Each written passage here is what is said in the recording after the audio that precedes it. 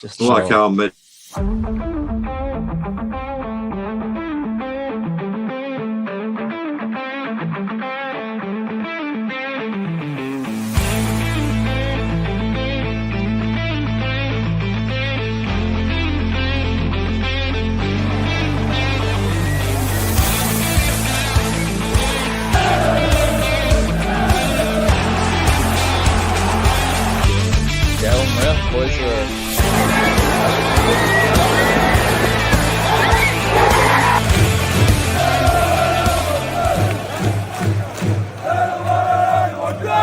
Welcome to another episode of the Fanzone podcast.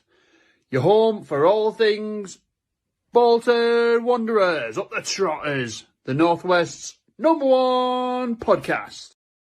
Good evening, ladies and gents. Welcome back to another episode of the Fanzone podcast. And it is a welcome back indeed, because it is the first time you might have seen me on your screen for a little while. So it is a pleasure to be back with you all. It is a pleasure to be hosting this episode of the preview show, which is, of course, sponsored by B2B Workwear. And if you want to find out any more about the sponsors of this evening's episode, or indeed any episode of the Fanzone podcast, then if you head to our website, www.thefanzonepod.co.uk, you can do exactly that. But this evening's episode is, of course, the preview show. It is, of course, somehow another game against Barnsley Football Club.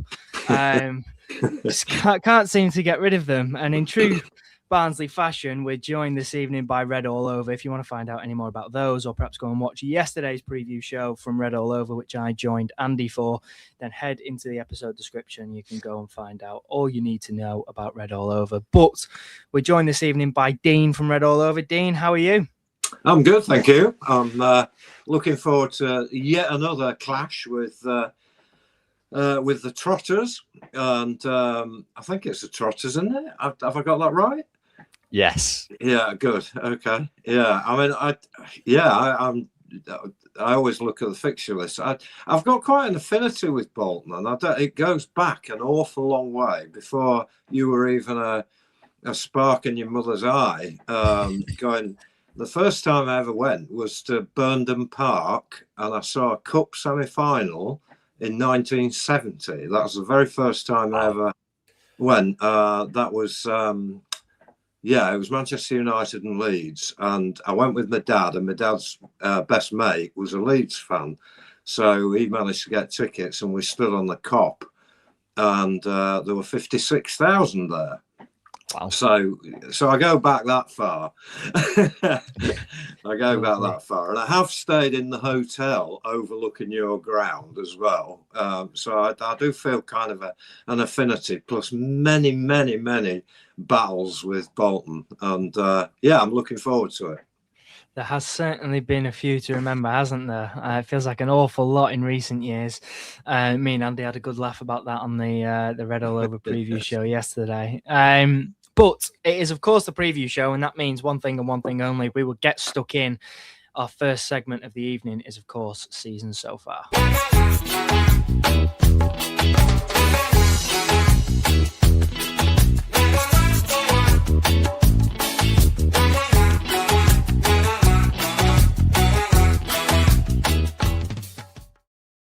I think it's fair to say it's been a tale of two halves for both teams so far this season. Obviously, Barnsley started off relatively well.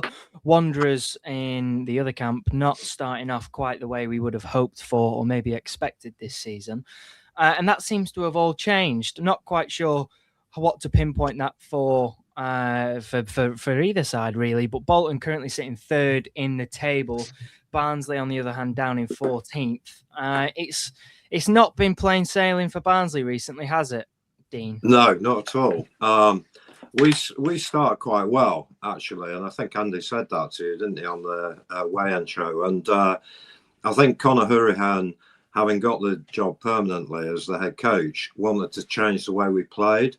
And it was quite fresh and new, and there was a lot of movement, an emphasis on attack and what have you. But I think, if I'm honest, I think what probably happened was we took a few teams a bit by surprise, because I think they possibly expected us to play one way and then we ended up playing a different way. But I think coaches in this league are very, very cute, aren't they, about working out how you play very quickly, and very soon teams started to, work out how to counter the way we were playing, and then the results started to dry up a little bit. We've got a lot of young players in the side who possibly heads went down a little bit if we fell behind, and that's kind of, and it's gone on from there really. And we're not in particularly great form at the moment. We're not in the worst form, but certainly we've slid down the table. And I think it's fair to say that we don't have a lot of aspirations. We might have ambitions to get in the playoffs this year, some of us. But I think if we're honest with ourselves, we're flirting too close to relegation to be thinking too much about that at the moment. You just mentioned aspirations then. Obviously, before the season, I would imagine, I don't know, maybe not with fans, I'm not too sure, but the ownership are probably ambitious about playoffs, as you said.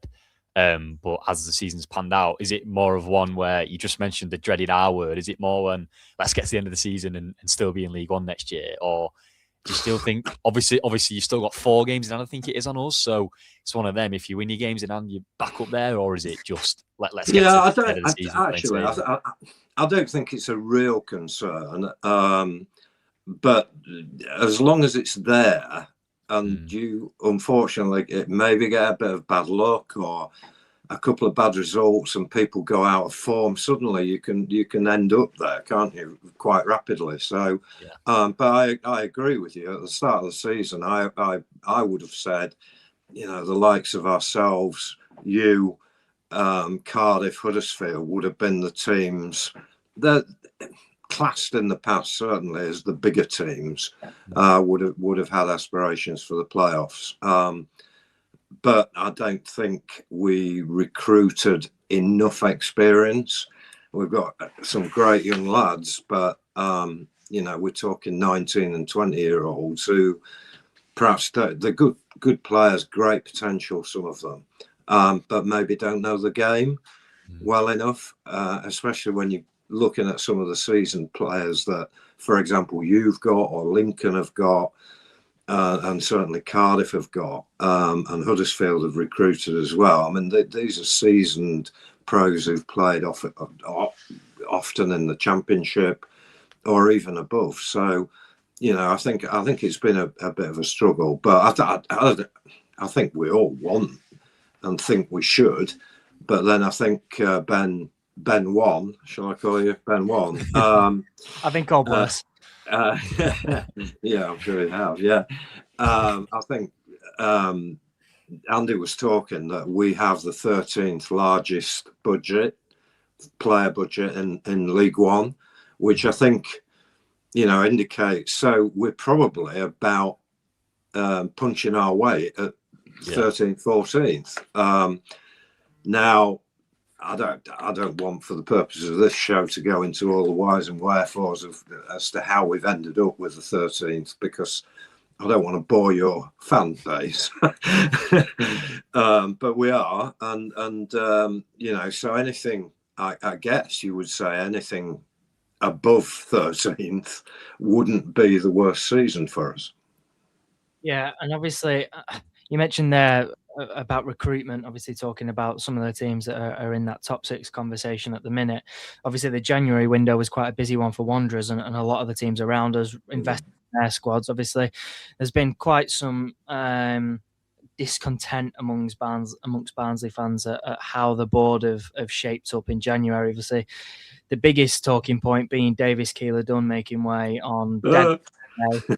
Had to make him eventually, and David's put it in the chat as well, saying that he'll be a big miss. Is that a frustration for you? Are you disappointed to see him go on deadline day? Yeah, I mean, we've had a transfer window, which is more like a summer window. I've totted them all up, and we actually have let go, either on loan, sold, or otherwise, 11 players in January. Wow. And have recruited 7. So we're in a sort of net -4. situation for a squad that was already pretty light anyway. So we haven't got the depth of squad, that's for sure. I mean, as far as DKD was concerned, I think most of us thought that he would go. I mean, he's been a tremendous asset for us over the last 18 months. He scored loads of goals, and it gives 100% on the pitch every single game. There's never, even when it's going badly, he's chasing around and running. I mean, we got absolutely battered at Cardiff last week, 4-0, and he was still charging about in the absolute certain knowledge he wasn't going to be around. So, he's a big miss. And the fact that we haven't reinvested any of his funds, we haven't been organised enough to, shall we say, if we're going to sell him early in the month, and then we could possibly, replace him. But when you sort of begging Bolton to let you have John McAtee, at 6 p.m. on deadline day, you're not going to get very far, are you? I made the point on our show that had we gone for John McAtee on Jan 1, when he wasn't getting in the side, and Schumacher was talking about badly needing striking reinforcements, we might very well have got him then. But since then, a lot changes in football very quickly, doesn't they? So, he's now in the side. Whether he'll still be in the side with all your striking signings remains to be seen. But yeah, and that's the frustration of it, that it felt like mismanagement rather than, a stab in the back that DKD had gone. We pretty much knew he was going to go. There were all manner of clubs interested in him. And whether that, you never quite know whether that's the agents touting it around, or indeed it might have been us touting it around to get a bigger fee. You never know, do you? But that's it. Yeah. So frustration, and that I think indicates how we haven't got that stability. The fact that 11 have come in and gone out, and 7 have come in. I mean, things like we've had 8 different players playing left back this season. 8. Wow. David McGoldrick was captain on Tuesday night, and he's the 6th captain we've had on the pitch this season.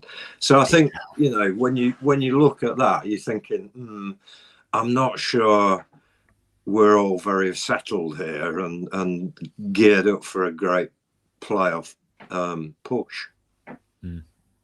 You mentioned McAtee, and that's one of the names that has been sort of on the lips of Bolton fans for quite a while, wanting a little bit more from him. And obviously he's got his chance in the side recently. And I think it'd be harsh to say that he's disappointed. I think he's looked a lot better in the last couple of games than he has done all season, to be fair. And there's been a busy transfer window for Wanderers in terms of who's come in, and that front end of the pitch is certainly looking much more competitive than it did a few weeks ago. And in terms of personnel, I'm sure it'll be an interesting one to see who lines up come Saturday. We will hand over to our resident stat man, and of course it's time for Get Stat On.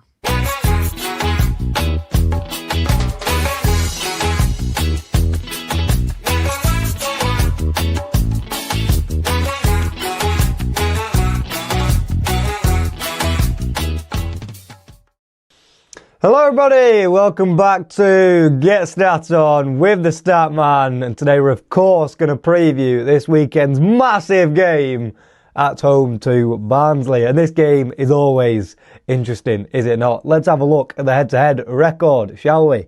The last time there was a Bolton win in this fixture was in January 2023, but that was actually away from home, so we have to go even further back for a win at home, which was in December 2017 in the Championship. Any guess who scored that day? Get it in the chat quick before I say. 5, 4, 3. I can't be bothered. It's Gary Medine scored a brace and Mark Little scored. And their goal scorer was Tom Bradshaw. So it's an interesting one. It's a very, very interesting one. It's been a while since you won this game at the Tough Sheet. But is it going to change? Well, let's have a look, shall we? Going back to the game at the start of the season, you drew 1-1 at Barnsley, of course, despite, how do I say his name? Yoganathan, because, I had to make sure there, didn't I? But yeah, Yoganathan got a red card in the 52nd minute, and you still drew, but I think we can all agree, from memory, you deserved to win that game. You just couldn't finish your dinner. Sounds a little bit familiar, that one, doesn't it? And who scored the equaliser for yourselves? Who was it? It was Mr. John McAtee, and he was pretty good when he came off the bench, to be fair. And he's back in the team now, so who knows, he might fancy another goal. But in that game, Mr. David McGoldrick was absolutely crucial for Barnsley, was he not? And he will be in this one too, after Davis Keeler-Dunn, who was their top scorer with 13 goals, signed for Wrexham in the January transfer window. So McGoldrick's going to be even more important than he already was. He's scored 10 goals in 26 games for Barnsley this season, with 7 of them in the league, not to mention 2 assists as well. So he is pretty good, even though I think it's fair to say he's getting on a bit, isn't he? Let's say that quietly though, because he is still pretty blooming good. It's his movement more than anything that disrupts defenders, because you're quite often, with most old strikers, and yes, I've called him old there, hands up. But yeah, with most old strikers, they stay in the lines of the box. They do not go wider than those yards. They do not go onto the wing at all. They just stay in middle. And they don't track back, and they just stay there. And they wait for the ball to be crossed in, and then they just nod it home. Because that's what they do. And if they get the ball, they strike it. And McGoldrick can do that, because my God, he's a good finisher. But his movement is a little bit of a joke. You would not think he's an old man striker. You would think he's just turned 19 and he just wants to get the ball as much as he can. Apologies. But yeah, if we go back to the first game yet again, he started as the number 9, but I reckon he was probably playing on the left wing more than he was up front. Because he just gets bored and he goes, all right, I'll go stand over there because I'm more likely to get the ball over there. And you know what? I might just go over there as well. And that does work because everybody else rotates. So you've still got the same 4-2-3-1 structure that they like to play. But McGoldrick can just go where he wants and affect the play as he wants. Now, this could be used to get the big striker against the fullback, cross it in, nod it home, because it's much easier to score a header against a small fullback than it is against a big centre-back. But they don't do that for whatever reason. They might start now that I've said that. But yeah, McGoldrick hasn't scored a header this season. I can't quite believe that. He probably will now that I've said that, so hands up, my bad. But yeah, I can't believe that. He's not scored a header in League One this season. But his movement is that good that he doesn't need to, because he's very often in a space for a cutback, or he's arriving late into the box, or he just finds himself with the ball at his feet, almost like Dolby did against Burton, where he's just in the right place at the right time, because he is that kind of striker. But even if he started saying, oh, he put it in the box, I will score the header this time, Barnsley don't actually like to do that. They only make 3.9 crosses per game this season, which is 18th in the league for most crosses per 90. But yes, let's have a little look at the rest of the team just to round out this preview, shall we? Luke O'Connell was very close to a deadline day move to Luton, and actually said maybe someone else should be over that. They weren't, anyway. But he's stayed at Barnsley for the rest of the season, or at least he appears to have. Anyway, so I imagine he'll be playing, and he will be key, as he was last time. But yes, just the key things to note. Barnsley are third for accurate long balls per 90, so expect many a long ball. They've conceded 39 expected goals this season. I can hear you saying, Statman, we don't care about XG, but that just sort of means that they should have conceded 39 goals, right? Have they? No, they've conceded 4 more. So what does that say? Get your shots off. Test the keeper. And I'm not saying the keeper's bad, but it might be the defence that's a little bit shaky. Somebody's a little bit shaky there, so just have a dig, all right? And they will not press high, or they haven't for most of the season. But that, of course, could be a little bit different because it's obviously a big game. So it could be an interesting one. It could be an interesting one. Does Schumacher go with a back 4? Does he go with a back 5? I think purely because of McGoldrick's movement, he may go with the back 5. Because even though he's not scored a header this season, there is nothing stopping him just climbing over a fullback at some point. But obviously you don't have that issue if you're playing 3 centre-backs. Because if he moves wide, he's just going to be against one of the central defenders. So it's an interesting one. It's not an easy one for Mr. Stephen Schumacher to decide. I think whatever happens, the new men are going to be key. I am very much looking forward to watch Blackett-Taylor play again. He was very good in the first game. And same with Apter, I thought he was quite good. And we've obviously got a few more coming in. So it's going to be an interesting game. And I hope I've excited you there. And if I've not, I've clearly not done my job, have I? But I'll let you enjoy the rest of the show. And I'm sure I'll see you very soon. Goodbye. Lovely dose of energy. Excellent. I have missed watching those previews. So our Statman there, he's picked out a few things. Obviously, he's identified McGoldrick as a key player in that Barnsley side, talking about his movement, but also the XG stat there that Barnsley have conceded more goals than they should have according to the data. What do you put that down to? Is that keeper? Is that defence? Is that team shape? I think, to be quite honest with you, it's all of the above. I think we haven't at times been well enough organised defensively, especially in the box.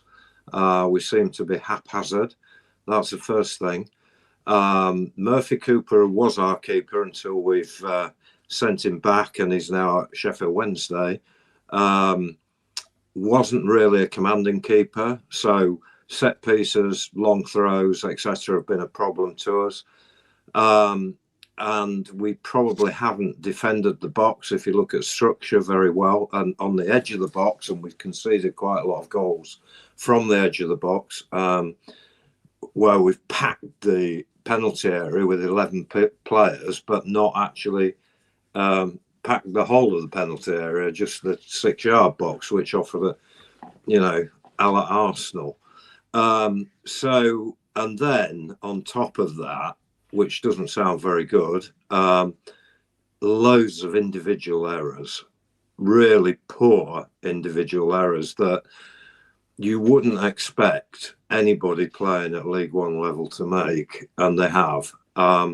So yeah, I mean, defensively we've been awful. I mean, there's no other way to describe it. The whole fan base knows that. I think the acquisition of Owen O'Connell, who was obviously an integral part of Wrexham's rise, 3 promotions, has brought some stability. But saying that, we still conceded 2 to Northampton. And if you watch them back, you'll think, yeah, he's right about what he's saying here. But it looks slightly more settled and solid. That said, I don't think we're capable of keeping a clean sheet. And that'll come through in my prediction when you ask me what I think the score is going to be. So that's been our biggest problem. Our problem isn't scoring goals. I mean, obviously we have lost DKD, but I'll be honest, and there were times when having DKD and McGoldrick didn't really work that well. They were trying to do the same things, whereas the other night when McGoldrick played as an out-and-out number 9, I mean, he looked very dangerous and put himself about, and his fitness is amazing for 38 years old. There's no 2 ways about it. And he's smart. He knows where to be and when to be, and that's an advantage. The biggest problem is that we're playing 2 games a week for about 7 weeks now. Yeah. So we've got Tom Bradshaw at 33 and McGoldrick at 38, and that's it. So you would imagine somewhere along the line, one of them's going to pull a muscle, or they're just going to, be so fatigued that they can't manage 90 minutes or even 60. So that's a problem. That's a problem. But going back to defence, you should have a lot of optimism about Saturday and our defence. It will not take a genius or a man of huge ability to breach us. That's good to hear. That's reassuring for Wanderers, because that clinical edge and final products has been lacking a little bit for Bolton. We're hoping that new signings will have gone some way in addressing that problem. Let's touch a little bit more on individuals, though. We'll go for player swap, and then we'll bring you the latest team news.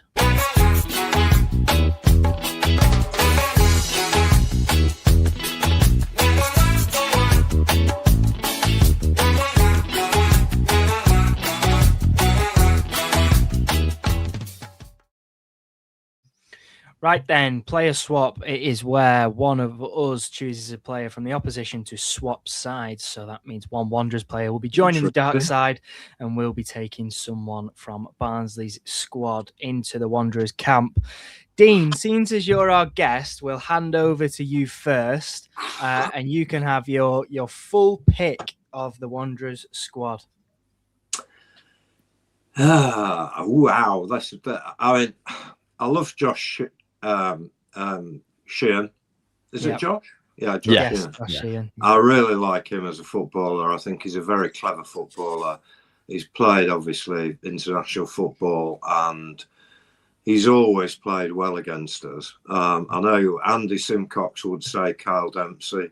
He really liked Kyle Dempsey. He goes on and on about Kyle Dempsey. So that would be his pick. But Toll at the back, I think is it Toll?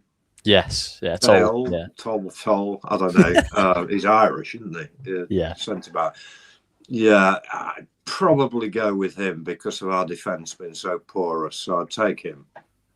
Yeah, it's a steady choice. He's been a pretty consistent performer for Wanderers throughout his time here. Ben, who are you taking from Barnsley's squad? Yeah, a few choices. I mean, surprisingly, all attacking players. I don't think I'm going to touch the defence.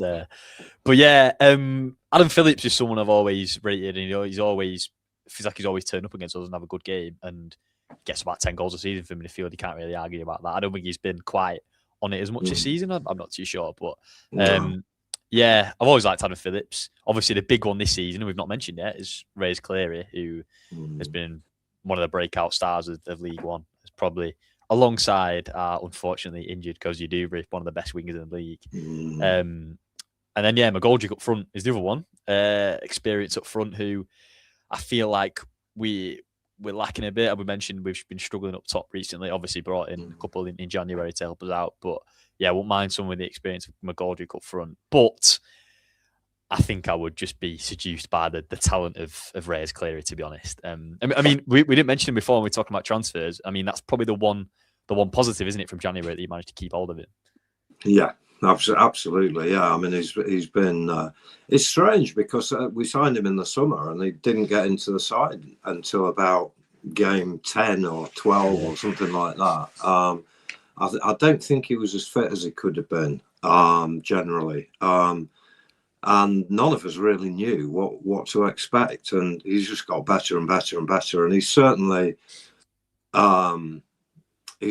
got talent. There's no two. He's got talent. He's got pace. He's got quick feet. He's 2-footed, which is a big advantage if you're a right-footed player, primarily coming in from the left, and you can go outside as well. So. Yeah, I mean, I'm very pleased that we managed to keep him. I mean, we won't keep him for long. There's no doubt about that. He's still learning the game, though, Ben, too. There's a lot of defensively, he's all over the place. I mean, he sort of stands and watches fullbacks overtake him and that kind of thing. But he's just. He's a kid. Inexperienced, isn't it? He's just a kid, yeah. Yeah, fair enough. I'll still take him though. Yeah. My player swap choice is also Reyes Cleary. I had a little look at some of his stats from the season. Leaning into the stat man, I've missed him that much. I couldn't help myself. 5 goals and 8 assists is nothing to be sniffed at. But what sold it for me? He's created 29 chances this season. And Gale's played the most games on the left wing for us, and he's created 17. Created 5 big chances compared to Cleary's 8. And the thing that also sold me was that if we're going to stick Dalby in the box, some sort of successful delivery has to be put in the box for Dalby to stand a chance of performing well. And Reyes Cleary has had 18 successful crosses this season compared to Gale's 9. And that final product from our wide players this season has frustrated me quite a bit. And I'm sure Sam Dalby will be feeling equally as frustrated, just wishing the ball to be in the air so that he can get his head on it. So Reyes. Yeah, but we've got Toll at the back now, so it doesn't matter. That much is true. That much is true. There you are then. That is player swap. And we'll move on now and bring you the latest team news for both sides. It's time for injury update.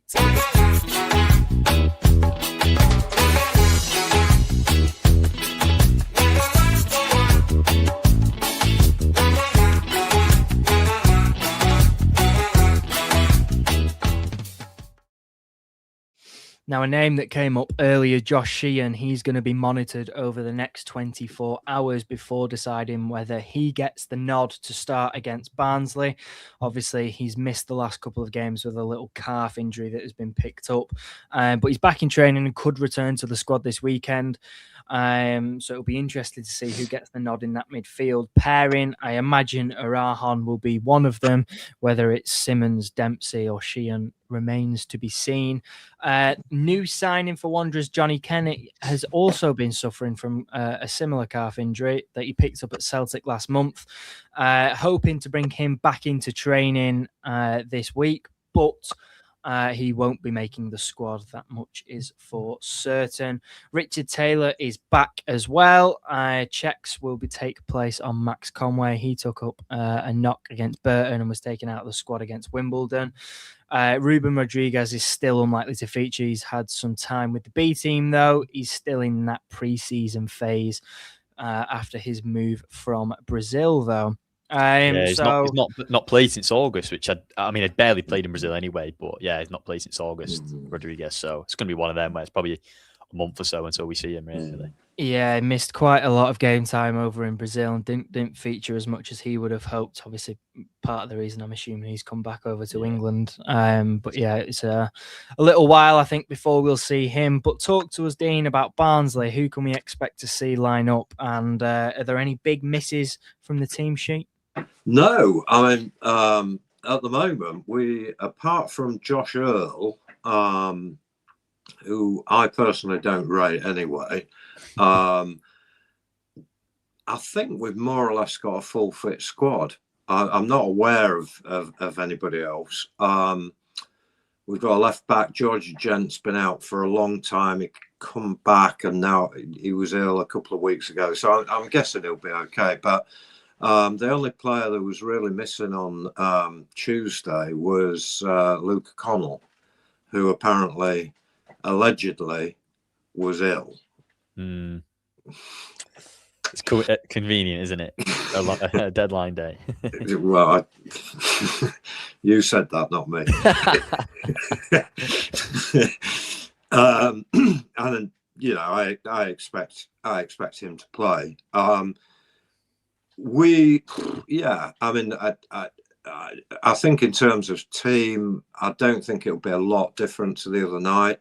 I mean, Tom Bradshaw apparently hadn't signed in time to play, so I expect him to be on the bench, which not bad to have on the bench. I mean, you know, he's got plenty of experience and he knows where to be, a bit like McGoldrick, really. So our strength is down the flanks with Scott Banks and Rez McCleary, and I'd be delighted if you play three at the back, because your wing backs are going to be pinned back a bit. That would please me a lot. So it could actually be quite a good game, despite us not being in great form and not being in great heart, and the support has been racked off and one thing and another. We are bringing 1,500 apparently, so at least there'll be a little bit of noise. And we do seem to do well. I don't know why. We always have a good game at the Tough Sheet or the Reebok. Or to be honest, I was surprised when Callum mentioned that we've not beat you since at home since 2017, because we played each other that many times recently. I feel like we've drawn most of our games, haven't we? Recently. Yeah. So I can't really remember losing that many times against you, but it must obviously be draws. Well, we won in the second leg of the playoffs. We won in the cup 1 year, a couple of years ago, I think. And we just seem to draw you in the cups. I think we drew you in the EFL at one point. Yeah. You absolutely murdered us, I think. You might have got 5 or something. I was actually there that night, and it was a bit grim. So I'm not expecting... I think Phillips and Connell will be playing. Pat Kelly's a great player in the making.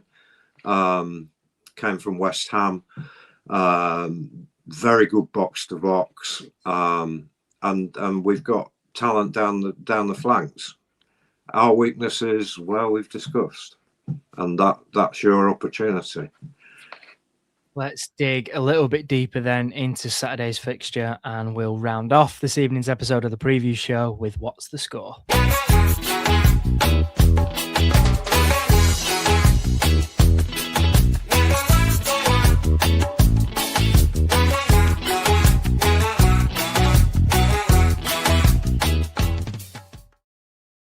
Now, the sight of Colin's pretty face on that mid-roll has just reminded me that before we went away, we did our Secret Santa. And if you haven't watched that, then please go and give it a watch.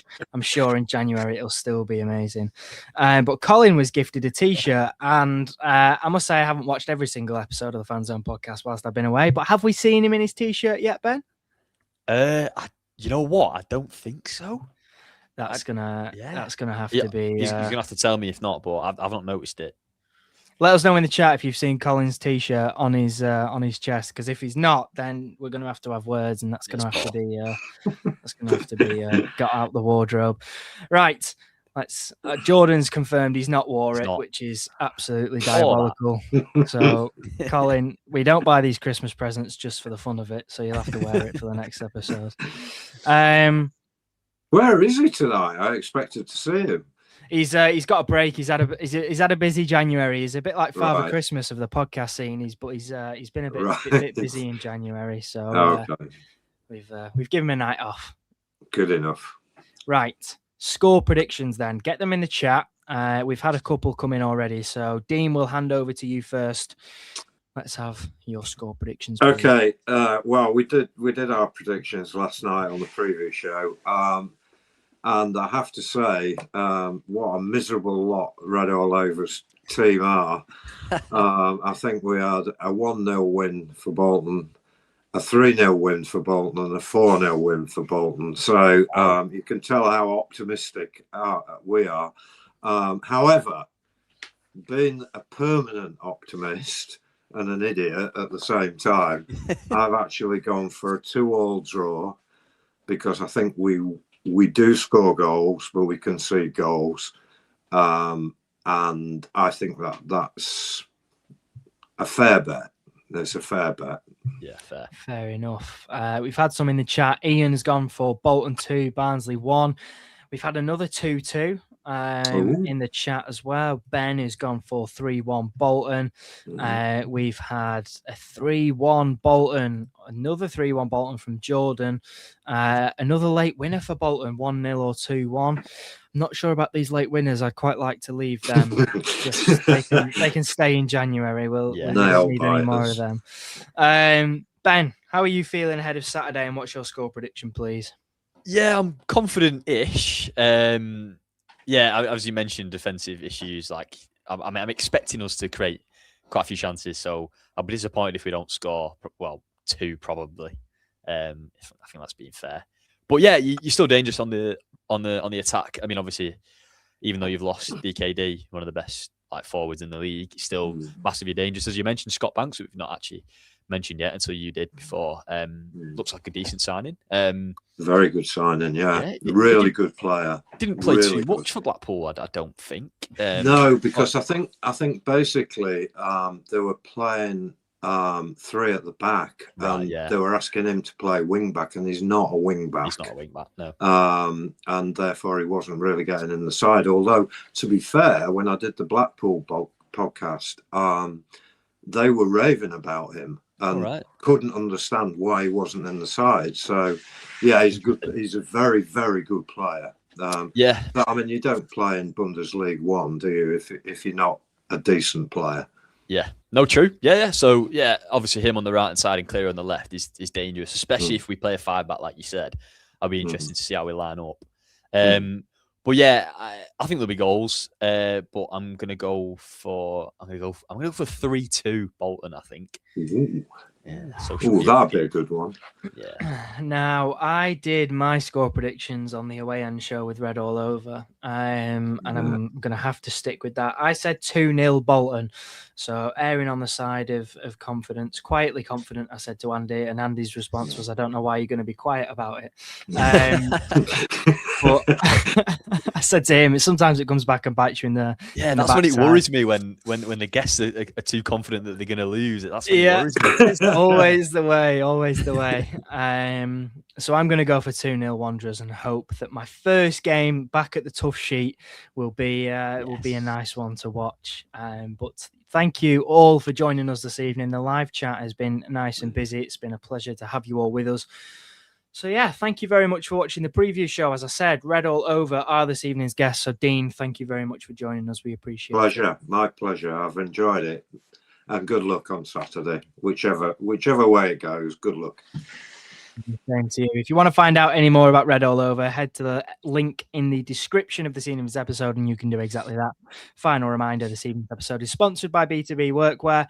Thank you very much for watching. We will see you on Sunday for our post-match show. But until the next time, you've been watching the Fan Zone podcast. Take care.